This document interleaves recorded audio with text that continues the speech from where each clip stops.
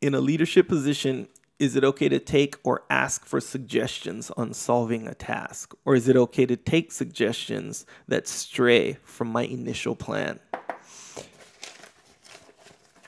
Yes. Yes.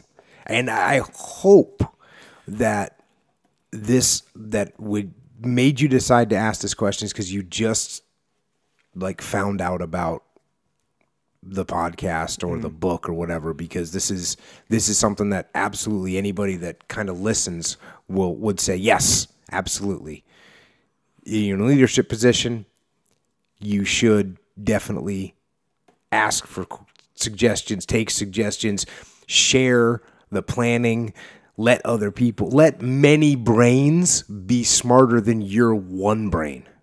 That's what you want. You want to utilize the brain power of your team. Now, the reason you're asking this question, a little bit scary, a little bit of a red flag. The reason you're asking this question is because you're afraid of what it'll look like if you have to ask, hey guys, I'm not sure how to do this. Or you're afraid of what it means that you're going to look weak. You're going to look like a weak leader. Yeah, or inexperienced. You're inexperienced. That's your insecurity that's making that happen. Don't be insecure. Don't be insecure, because the open mind and the asking for suggestions and the taking suggestions, it actually makes you look like a better leader. I know that sounds crazy. It actually makes you look like a better leader when you say, hey, you know what? Echo, we got this problem to solve. Not 100% sure how to tackle this one. Can you give me a hand? Can you give me some suggestions here?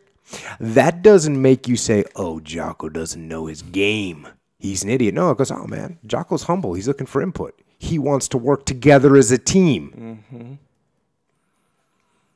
So, yes, absolutely. Ask for suggestions, take suggestions, have an open mind. Disregard your plan if your plan wasn't good. I'm not just going to hold fast to a plan because I'm the one that thought of it. That's not good leadership at all. Don't do that. Open your mind. Yeah.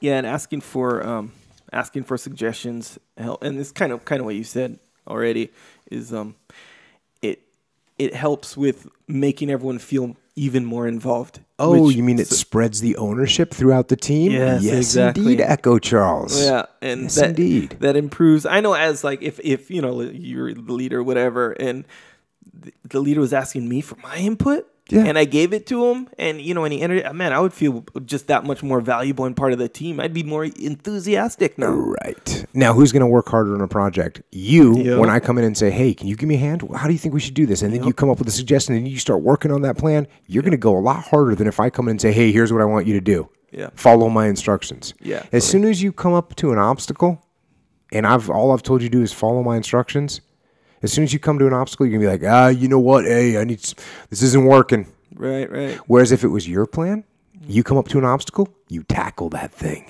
You get after it. Yep. That's what happens. Yep. And, you're saying like sometimes where, as a leader, you might be reluctant to ask for suggestions because you might come off like inexperienced or something like that. If you need a suggestion and you're like, oh, I don't want to sound like that or whatever, and you say, whatever, I'm just going to go ahead and move forward anyway, and not know the best way to do it.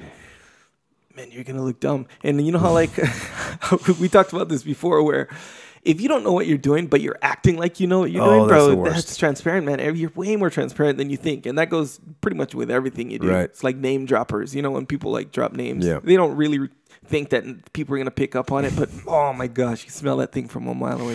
Is that like tonight? I was like, well, Joel Lister and me were kicking it. Exactly. We see what you're doing. Hey, it's been 26 podcasts and I haven't done much name dropping. JT, Joe, you're the first one. Name dropping. You should say Joel Tudor because you could be talking about JT Torres. Oh no, I'm talking about Joel Tudor. Another jiu-jitsu guy. And I guess I dropped Jeffy Glover's name. But those guys, we dropped Greg Train's name, too. You know what I mean? We drop everybody. Like, everybody that we train with, we drop their names, but just no one knows who they are. Right. Yes. That's like Andy. or Big Eric. I mean, we talk about these guys. Well, technically, that wouldn't be name dropping, though. Technically, like name dropping, then again. But what if I said, "Hey, I was training with Big Eric tonight, and he did right. such and such"? Yeah, see, if it's but I actually was training with Dean Lister tonight. Well, yeah, it depends on the context you're trying to add. If you're trying to add into the story the fact that I know this guy, that therefore it makes me hip or cool, like this guy, or on his level, or whatever, or associated with him, so I'm cool, whatever. That's name dropping. But if you're just trying to paint a more accurate picture of your experience or your story or whatever, but the fact of the matter is, like, I was training with Dean tonight, right? You know. Yeah, see, so it added context to the story, but how you said Dean, and then you kind of reversed and came back to and said, Dean Lister. That's name dropping. Nonetheless, the point is, if you start carrying on, you don't know the answer. You need suggestions, and you say, whatever, I'm just going to move forward. They're going to smell that on you, that you're whack like that. Yeah.